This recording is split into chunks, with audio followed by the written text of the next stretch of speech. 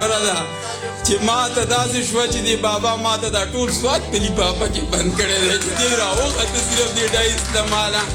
زه په دې نه یم چې بابا هر څه په دې کې ږدلي دي خو چې دوی دا کومه مینه وکړه دا ما ته داسې شوه چې ټول سواد یې ما ته په لفافه کې بند کړی بس دغه څو شعرونه بس خبرې ډېرې وشولې چې چې دا چا وی چې د رنګ جوسي او ذات نه پیژنده شي دا چا وی چې د رنګ جوسي او ذات نه پیژنده شي سړی د خوی خصلت او د خیالات نه پیژنده شي او په کومو محفلونو کې چې ناسته پاسته کړي نو د هغو د تاثر او تعلقات نه پیژنده شي او ګریوان سیري کول د لیونتوب څه نښه نه ده د اصله لیوني د خپل صفات نه پیژنده شي او په تشو ناز نخرو د چا کردار نه معلومیږي د ژوند د هلو ځلو د اوقات نه پیژنده شي او د ډېرو شاعرانو شاعري که نوره وي خو اوتره ستا غزل پکې د سوات نه پیژنده شي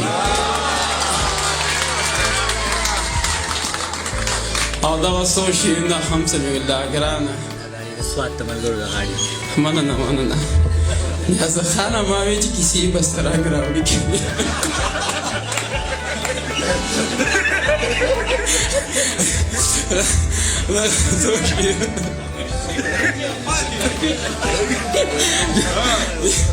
یا غر سړي دی خو یو ستا د دیدن کات دی ځکه ګران خو دې په مونږه ملاقات دی مسافره که ته خپل وطن ته راغلې نو ما منلی ستا په سر باندې خیرات دی او لږې تندې خو زمونږه زندګي ده دغه هېڅ نه دي خو دا تکلیف ترې زیات دی او دوه یاران مې په مثال د دوو سترګو یو د کوزه پېښور دی او بل د سوات دی مننه چې دوه یاران مې په مثال د دوو سترګو یو د کوزه پېښور دی بل د سوات دی او ستا اوتر قدم ته چې زه ګورم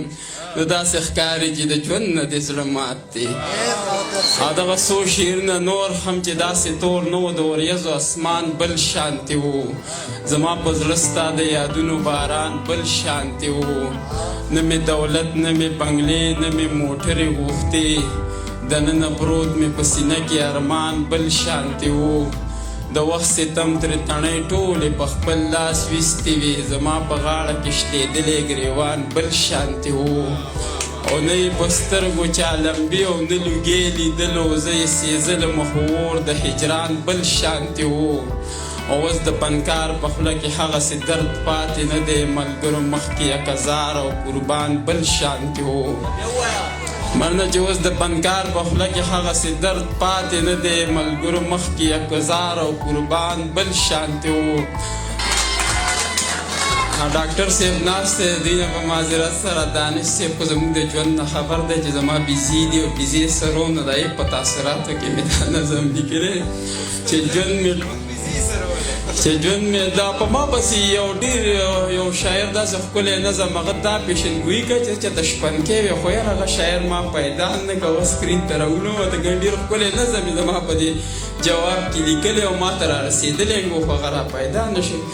چې ژوند مې ټول تېر کړی ښه په ناز او په انداز وی او چې ستړی مې سابې کې وایم چې ځم چېرته استاز وی څلېرویشت ګنټې ورځ کې مې پنځه ګنټې ډیوټي وې چې سهار څه وخت راتللی بس زما خپله مرضي وې جمعه چوټي مې خپله وې اتوار مې سرکاري وې څادر مې جوخ اغوستی وې نه بیلټ وې نه وردي وې په ټول سکول مې ځان نه جوړه کړې بادشاهي وې چې ناست وې په کرسۍ کې لګولې مې هینټري وې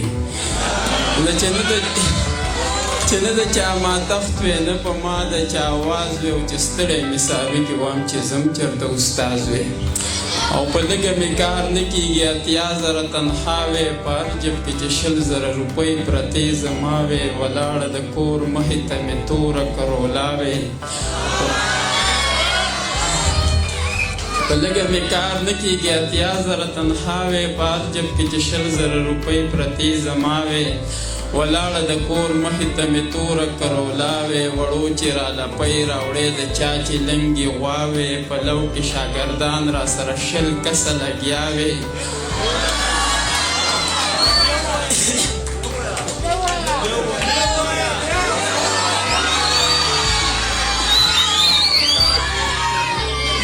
په لږه مې کار نه کېږي 80,000 تنخوا وې بار جب کې چې 20,000 روپۍ پرتې زما وې ولاړه د کور مخې ته مې توره کرولا وې وړو چې راله پۍ راوړې د چا چې لنګې غوا وې په لو کې شاګردان را سره 20 کسه لګیا وې په زړه کې چې مې څه راتلې قبوله مې دعا وې راتللی په سکوټر خو چې جوړ کړی مې د جاز وې او چې ستړی مې صحابي کې وم چې ځم چېرته استاد وې مهرباني مهرباني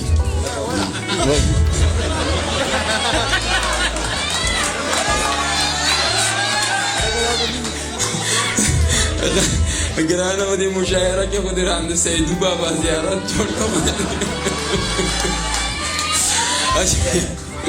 چې په سر کې سپین نشته ایله اوس ته ځوانېدو دی په تله چې وتلې 45 کیلو دی څه لږ ډېر زده کړي دي استاذ مې د اردو دی او د یو شعر تشریح نه کوي مین په کخانو دی او دا خان استاذ یادو مه څنګه ژوند د مزو دی نو استاد یې لږ اوتر به دې پوه کړی په دې راز دی او چې ستړی مې ساروي کې وم چې ځم چېرته استاذ دی یو جهان مننه